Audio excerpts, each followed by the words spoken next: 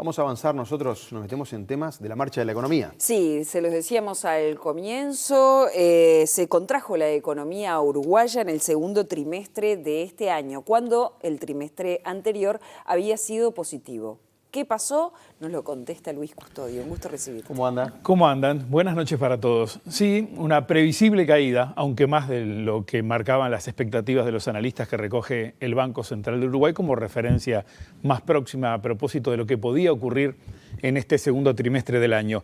Habíamos tenido un crecimiento trimestral al comienzo de 2023, enero-marzo, luego de 2 trimestres de caídas en el semestre de cierre del año anterior, pero ahora volvimos a caer. Hay algunos comportamientos muy específicos que explican precisamente lo que ha ocurrido hasta ahora y que condicionan de alguna forma este ya esperado magro año en cuanto a la actividad económica. Vamos a ver los números en la primera placa, ¿sí?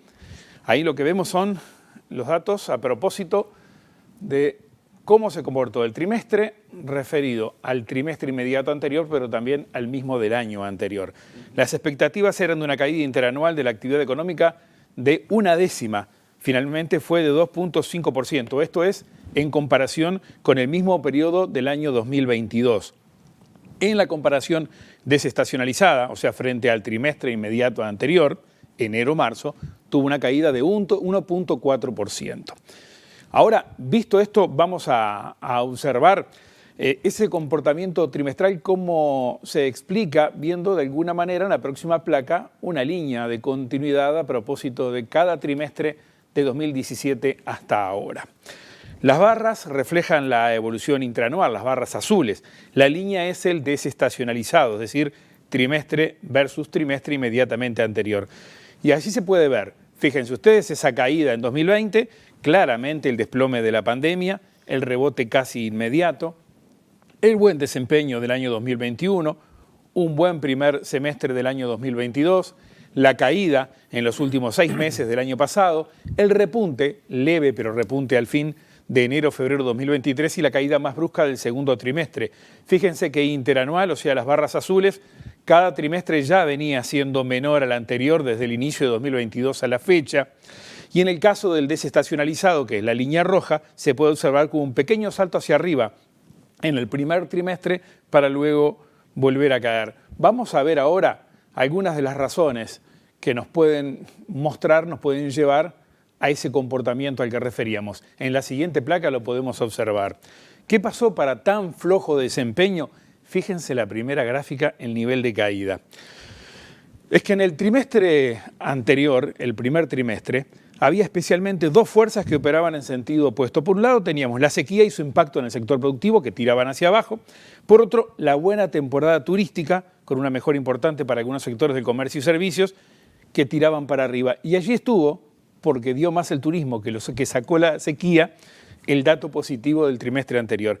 Ahora en este trimestre, sin el impacto de turismo en la comparación intraanual, porque ya no está en los 3 meses siguientes, y la sequía y todas sus consecuencias, bueno, en definitiva la sequía se robó todo el protagonismo. Y acá lo vemos claro, el agro, muy flojo desempeño, 27% de caída interanual.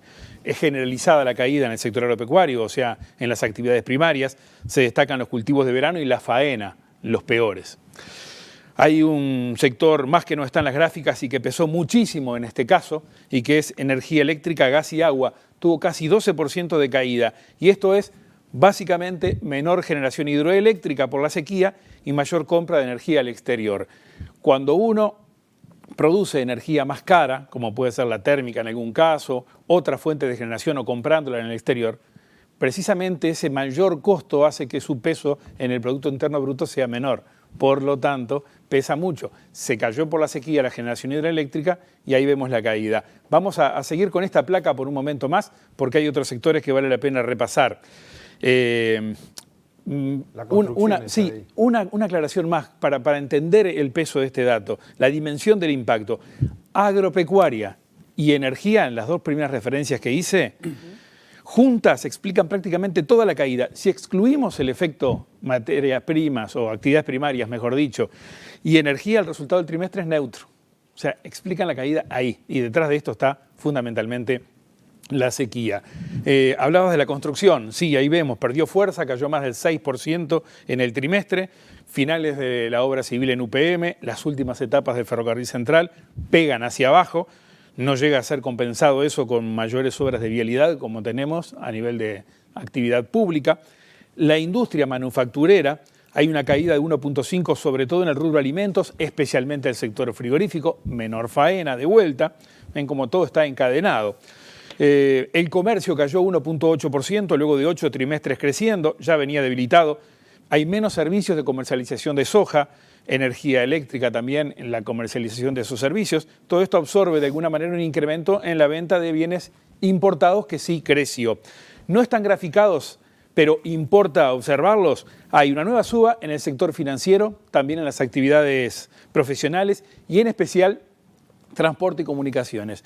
Pero el primer nombre de este concepto casi que no cuenta. Transporte cayó, pero comunicaciones creció. Y comunicaciones especialmente vinculadas con el mundo digital y datos, que crece fuerte y hace crecer este rubro una vez más, como ya ha pasado en otras ocasiones. Bien, el comercio, Luis, que lo estábamos mostrando, ahí estábamos Sí. mostrando la caída, ¿se engloba lo de Argentina también? ¿Entra ese tipo de comercio? Sí, ahora lo vamos a ver cuando Separado. veamos el enfoque por el lado de la demanda. Ya lo vamos a ver. Precisamente en la placa que viene vamos a poder observar estos efectos mirados por otro lado. Ahora que vimos los sectores más representativos, bueno, consumo, inversión son dos componentes del gasto que vale la pena observarlos. El consumo llamativo sigue creciendo y acá que pesa el consumo afuera, República Argentina. La inversión, tomamos formación bruta de capital fijo en este caso, inversión para producir, cae bastante fuerte, hay menos obras. Las exportaciones caen más del 6%. Habían crecido fuerte en el primer trimestre, pero debemos tener en cuenta que acá se toma exportaciones de bienes y servicios. No son las solicitudes de exportación que vemos mensualmente, que son de bienes. Acá bienes y servicios, exportaciones concretadas. Y el crecimiento era en servicios en el primer trimestre, porque, de vuelta, el turismo, que había pegado fuerte. Ahora eso no está, se ve la caída, especialmente soja, carne, que mes a mes vienen cayendo, ¿verdad? Y las importaciones crecen por compras de energía en Brasil, bienes de consumo beneficiados con un dólar bajo también, y también exportamos servicios. Otra vez, ¿dónde? Consumo en Argentina, ¿verdad? Lo que compramos afuera. Con todos estos elementos sobre la mesa, ¿qué podemos esperar para todo el año 2003? Hay previsiones, obviamente, las vemos en la siguiente placa. El gobierno, que ajustó a la baja su previsión, lo que espera, desde la rendición de cuentas para acá, es un crecimiento de 1.3%. La encuesta del Banco Central, que viene ajustando a la baja, un 1%. Vemos luego algunos organismos internacionales, cuáles son sus previsiones. La primera columna es la de 2023, Fondo Monetario, Banco Mundial, la CEPAL. Después hay otras fuentes privadas, La segunda Fitch, columna, ¿qué es, Moody's. Luis, ahí? Gobierno 1.3 Ya vamos a ir a y ella. 3,7. 2023 es la primera. Ah, bien. La segunda columna, 2024. Bien. Ahora hablamos de eso. Fitch Ratings, Moody's, dos de las calificadoras que califican la deuda de Uruguay, Euromonitor, JP Morgan y también la unidad de inteligencia de The Economist dan esos valores. Como vemos, por eso quería cerrar primero esta columna, acá lo que hay es bastante consenso a propósito de un crecimiento modesto para este año, ¿no? Fíjense, el Fondo Monetario quizás el más optimista hasta ahora, un 2%, la encuesta del Banco Central y algunos otros privados, además de CEPAL, 1%, 1.4, 1.5 promedio, el gobierno espera 1.3, está más o menos en línea. La segunda columna a la que te referías tú, Leo, es la de previsiones para el año 2024 y allí sí las expectativas son notoriamente mejores, como podemos observar. Hay mucho optimismo de parte del gobierno, fíjense que es la expectativa mayor dentro de todas esas, o la estimación, mejor dicho, mayor para el año 2024 en cuanto a que la situación se reponga, ¿verdad? Aunque todos los otros también tienen expectativas mayores. Sí, en todos los casos, pasado este 2023 con efecto sequía. Para cerrar, vamos a ver alrededor nuestro qué es lo que está pasando para tomar alguna referencia también que nos ayude. En la siguiente placa observamos la región. Acá lo que vemos es la azul es Argentina. Fíjense ustedes, estos son trimestres, ¿verdad? La celeste es Argentina. La celeste, sí, disculpen. Azul, Uruguay. La celeste Argentina, rojo Brasil, amarillo Chile, marrón Paraguay y azul Uruguay. Y está trimestre tras trimestre. El mundo en general está teniendo un crecimiento bajo. En la región tuvimos un rebote fuerte post-pandemia al arranque del año 2022. En la mayoría de los países, exceptuemos Paraguay, pero ven que todos están en columnas altas. Eso después empezó a debilitarse. Ahora, Paraguay y Brasil aparecen más robustos. Ya pasemos a la siguiente, que es la última placa que nos va a permitir observar qué se espera para el año 2023 en conjunto. Uruguay a media tabla, ¿no? Brasil y Paraguay con un crecimiento este año que va a andar por encima del 4%, esto es CEPAL. Chile, que ha tenido un comportamiento muy flojo, ya venía en caída desde hace 3 trimestres, digamos que casi 4 si tomamos uno de apenas décimas de crecimiento.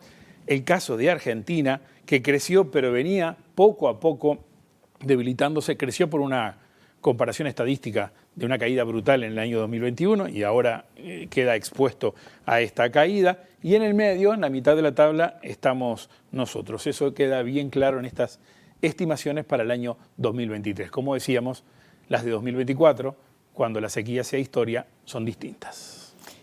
Gracias por tu aporte, A Luis. ustedes. Gracias.